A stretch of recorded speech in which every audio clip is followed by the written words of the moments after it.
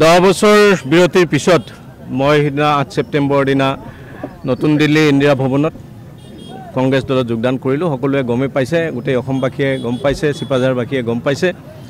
আৰু তাৰ পিছত আমাৰ হিদিনা অসম প্ৰদেশ কংগ্ৰেছ কমিটিৰ কাৰ্যালয়ত আমাৰ উষ্ণ আদৰণি জনাইছে আমাৰ দলৰ নেতা APCC প্ৰেছিডেণ্ট গৌৰৱ গগৈ ডাঙৰীয়া, আমাৰ সাংসদসকল, বিধায়কসকল, সেইসকলে আমাক আদৰিছে, প্ৰদেশ কংগ্ৰেছৰ সকলো বিষয়ববীয়া।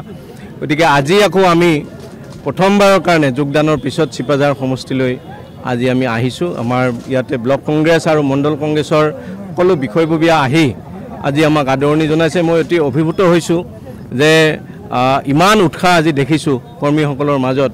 আজি হাজাৰ হাজাৰ লোক ইয়াতে আমাৰ বাইক প্ৰায় 1500-2000 বাইক লৈ পেলাই ইয়ালৈকে আমাৰ কৰ্মীসকল আহিছে মোক আদৰি নিবৰ কাৰণে। মই সঁচাকৈ অভিভূত হৈছোঁ। আৰু মই দেখিছোঁ যে 10 বছৰ কংগ্ৰেছ দলটোৰ প্ৰাণ আছিল, কিন্তু আজি সেই প্ৰাণ শক্তি আকৌ জাগি উঠিছে। প্ৰাণটো আছিল, কিন্তু আজি প্ৰাণ শক্তি আকৌ জাগি উঠিছে, উজ্জীৱিত হৈছে।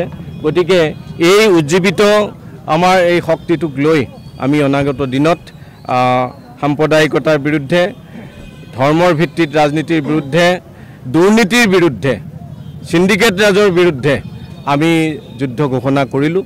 আৰু এতিয়া আমি সকলোৱে আগবাঢ়িম আৰু আমাৰ এই পথত আমাৰ আৰু বহুত সহযোগী হ'ব।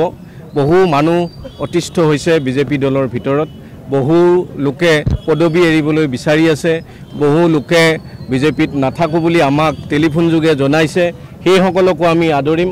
আৰু কিছুদিনৰ পিছতেই দুৰ্গা পূজাৰ পিছত আমাৰ সন্মানীয় সভাপতি গৌৰৱ গগৈ ডাঙৰীয়া আহিব আৰু সেই সভাত আমাৰ ইয়াত হাজাৰ হাজাৰ লোকে আমাৰ ভাৰতীয় জাতীয় কংগ্ৰেছত যোগদান কৰিব। আমি কংগ্ৰেছ আকৌ পুনৰ আগৰ দৰে শক্তিশালী হ'ম আৰু সেই শক্তিশালী ৰূপত আমি কংগ্ৰেছক 2026লৈ আগুৱাই লৈ যাম। এইটো এটা পৰম্পৰা যে আমাৰ নাৰিকলিত আমাৰ তাত দুটা মন্দিৰ প্ৰধানত আছে, এটা শিৱ মন্দিৰ, এটা ভাগৱত মন্দিৰ। জ্ঞান আৰু শক্তিৰ সমাহাৰ আছে তাত। গতিকে আমি তাত দুইটা মন্দিৰতে এবাৰ এবাৰ সেৱা ল'ম, লৈ পেলাই আমি আমাৰ কৰ্মস্থলীলৈ আগবাঢ়িম। না, আমি ইয়াৰ পিছত পাথৰীঘাটৰ শ্বহীদ বেদীলৈ গৈ তাত পুষ্পাঞ্জলি দিম। আমাৰ দীঘলীয়া কাৰ্যসূচী নাই। পাথৰীঘাটৰ সেই শ্বহীদৰ ঠাইখিনি আমাৰ সকলোৰে কাৰণে এক নিদৰ্শন, কাৰণ তাত হিন্দু মুছলমান এই মানুহসকলক ব্ৰিটিছে গুলীয়াই হত্যা কৰাৰ পিছত একেলগে সমাধিস্থ কৰা হৈছিল। হিন্দু মুছলমানক পাথৰীঘাটত একেলগে সমাধিস্থ কৰা সেই ঠাই টুকুৰাত আজি গৈ শ্বহীদসকলৰ প্ৰতি শ্ৰদ্ধা জনাই আমি এক সমন্বয়ৰ বাৰ্তা গোটেই অঞ্চললৈকে দিবলৈ বিচাৰিম। আৰু মই ভাবোঁ যে তাৰ পৰাই আমাৰ গোটেই সমন্বয়ৰ অভিযানটো আৰম্ভ হ'ব।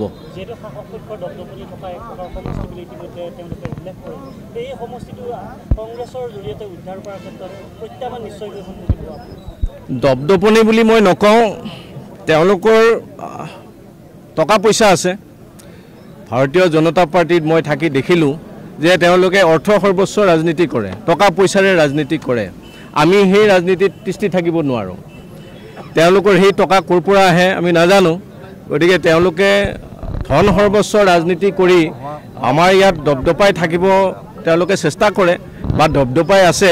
সেয়া মাত্ৰ তেওঁলোকৰ কেইটামান টকাৰ বাহাদুৰি। কিন্তু তাৰ বাহিৰে মই দেখিছোঁ যে সৰ্বসাধাৰণ লোক অতিষ্ঠ হৈছে, মহিলাসকলো অতিষ্ঠ হৈছে, কৃষকসকল অতিষ্ঠ হৈছে, ছাত্ৰ যুৱক সকলো অতিষ্ঠ হৈছে। আৰু এই অতিষ্ঠ হোৱা সময়খিনিত তেওঁলোকৰ ধনবলৰ ৰাজনীতি বা বাহুবলৰ ৰাজনীতিয়ে কাম নকৰিব বুলি মোৰ বিশ্বাস।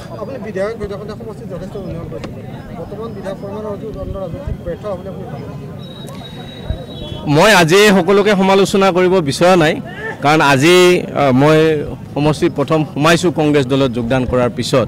তে আজি সকলো টুনৰ শৰ মই আজিয়ে শেষ কৰি এৰি দিব খোজা নাই। মোৰ অস্ত্ৰ বহুত মজুদ হৈ আছে।